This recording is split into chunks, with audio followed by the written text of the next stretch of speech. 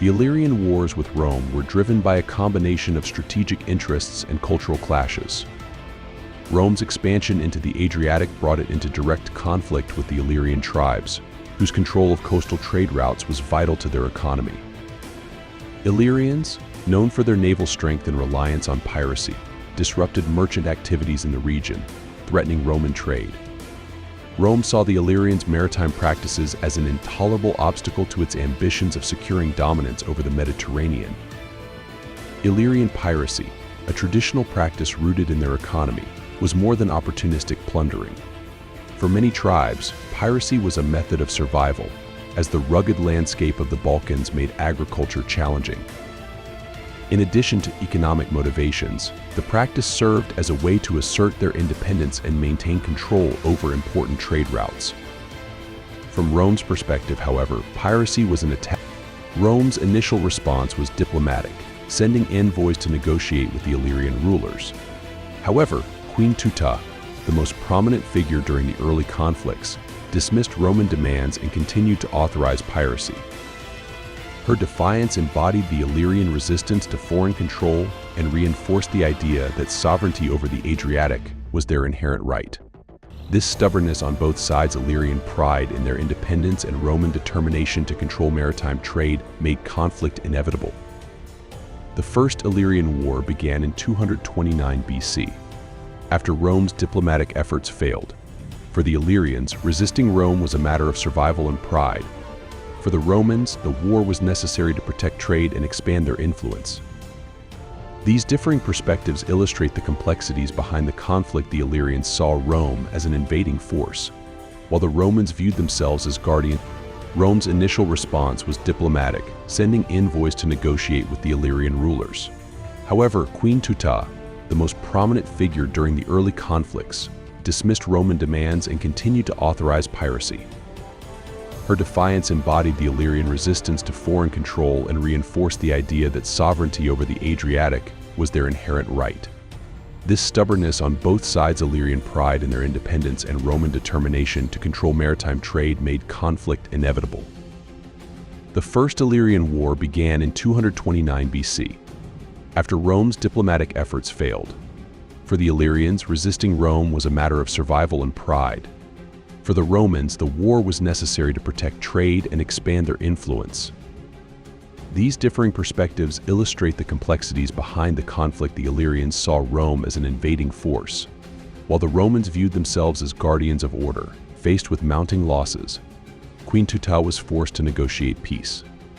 In 228 BC, she agreed to a treaty that severely restricted Illyrian naval activity, confining it to a small area under Roman supervision. Additionally, she was required to pay tribute to Rome and recognize Roman authority over parts of the Adriatic coast. Although Teuta retained control over a portion of her territory, her influence diminished significantly. The treaty marked the end of the First Illyrian War and established Rome's growing influence in the region. The First Illyrian War set a precedent for future Roman interventions in the Balkans. While the conflict ended in Roman victory, it did not eliminate Illyrian resistance. Many tribes resented Roman interference and continued to challenge Roman authority.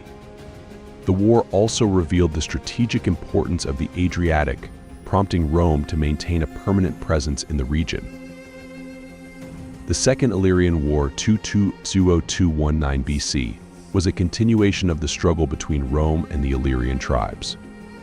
After the First Illyrian War, the Romans left a power vacuum in the region, hoping that local rulers would maintain order.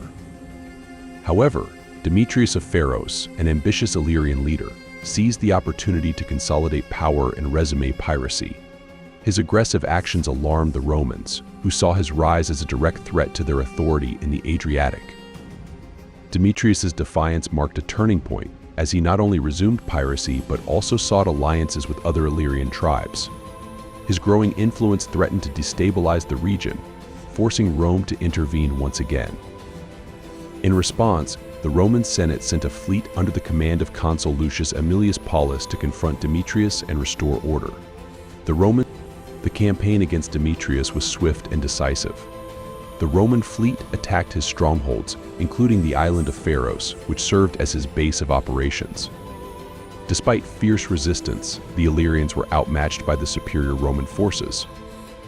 Demetrius fled to Macedonia, seeking refuge with King Philip V, but his defeat marked the end of large-scale Illyrian resistance. Rome's victory in the Second Illyrian War further consolidated its control over the Adriatic. The outcome of the war had significant consequences for both the Illyrians and Rome.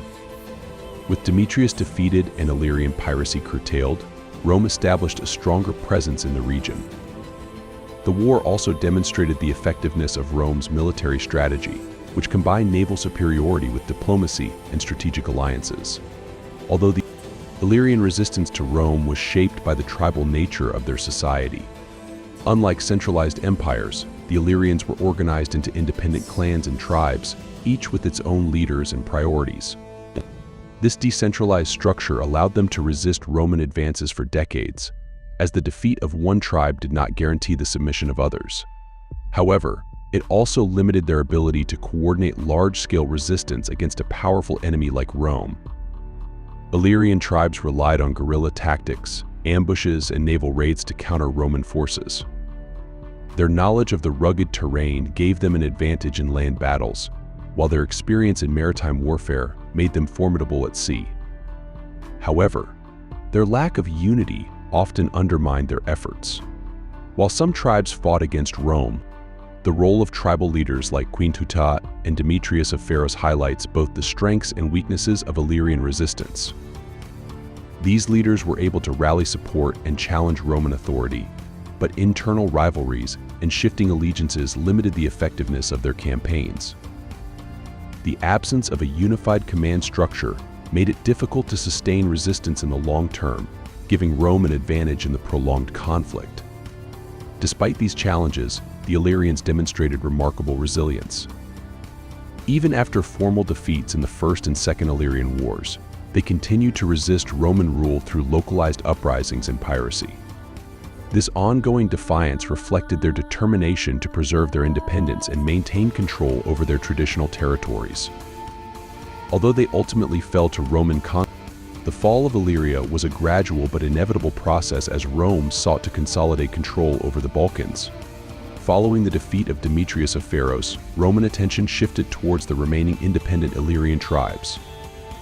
Though weakened, these tribes continued to resist, but they lacked the resources and unity to pose a significant threat. Roman legions, hardened from campaigns across Europe, moved systematically through the region, dismantling remaining strongholds. One of the decisive moments in the final phase of Illyrian resistance came with the defeat of King Gentius in 168 BC.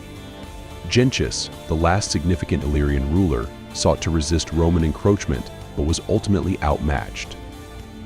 Roman forces captured him during the Third Macedonian War, and his kingdom was annexed into the expanding Roman Republic. This defeat marked the end of the conquest of Illyria was part of Rome's broader strategy to secure its northern borders and control the trade routes of the Adriatic. With Illyria subdued, Rome could focus on expanding further eastward into Macedonia and Greece. The integration of the Balkans into the Roman sphere was essential for securing both military and economic advantages.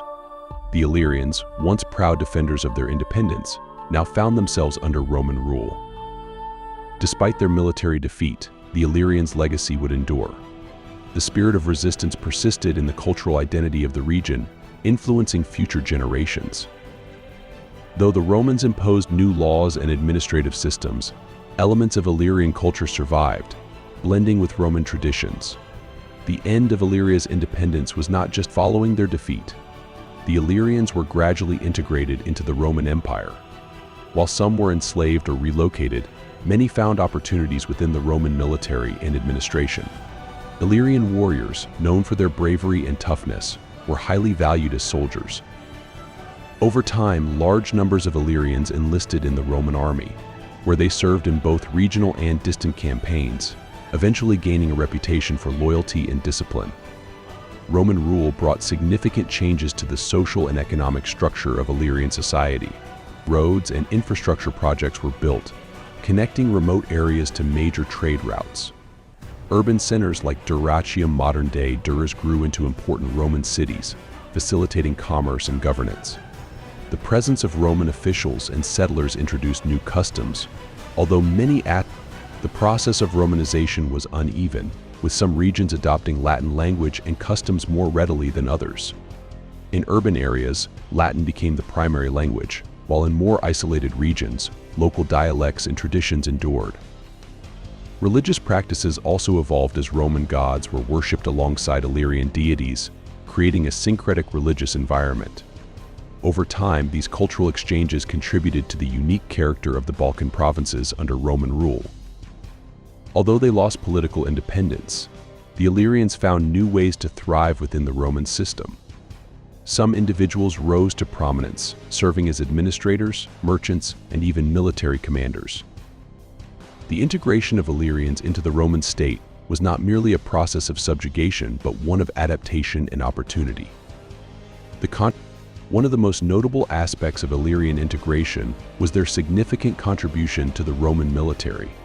Illyrian soldiers played a crucial role in the Roman legions, known for their toughness and ability to endure harsh conditions. The rugged terrain and warrior traditions of Illyria produced disciplined fighters who were well suited for the demands of Roman military life. Over time, Illyrians gained a reputation as reliable soldiers, often assigned to elite units and frontier posts. The importance of Illyrian troops grew as the Roman Empire expanded. Illyrian cavalry units, in particular, were highly regarded for their speed and effectiveness in battle. These units were often deployed along the empire's borders, where their skills in rapid strikes and ambush tactics proved invaluable. Some Illyrians rose to leadership. The presence of Illyrian soldiers was felt not only in the provinces but also in the heart of the Roman Empire. Many Illyrians served in the Praetorian Guard, the elite unit responsible for protecting the emperor. Their prominence in the military extended beyond the battlefield, as they became trusted advisors and influential figures within the Roman court. This integration into the military elite highlighted the important role that Illyrians played in the stability and expansion of the empire. In the later stages of the Roman Empire, several emperors of Illyrian origin rose to power, demonstrating the deep integration of Illyrians into the Roman state. These Illyrian emperors included figures such as Diocletian and Constantine the Great, whose leadership helped shape the course of Roman history. The rise of these leaders exemplifies the lasting impact of Illyrian contribution.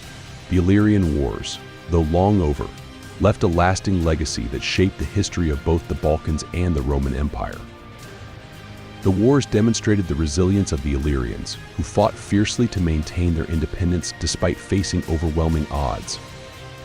Their spirit of resistance became a defining feature of the region, influencing the culture and identity of the people who lived there long after the wars had ended. The wars also marked an important phase in Rome's expansion, as the conquest of Illyria paved the way for further campaigns into Greece and the eastern Mediterranean. Control over the Adriatic allowed Rome to secure vital trade routes and establish a foothold in the Balkans. The incorporation of Illyrian soldiers and leaders into the Roman military. The legacy of the Illyrians can also be seen in the enduring cultural influence they left behind. Although Romanization changed many aspects of life in the region, elements of Illyrian culture persisted, blending with Roman customs to create a unique local identity. This cultural fusion shaped the development of the Balkans during the Roman period and beyond, leaving traces that can still be observed in the region's traditions and history today. Ultimately, the story of the Illyrian Wars is one of both defeat and survival. While the Illyrians lost their independence, they found ways to adapt and thrive within the Roman system. Their contributions to the empire, particularly in the military, were significant, demonstrating the resilience and resourcefulness of a people who refused to be completely subdued. The Illyrian Wars may have ended centuries ago, but their impact continues to resonate in the history and identity of the Balkans.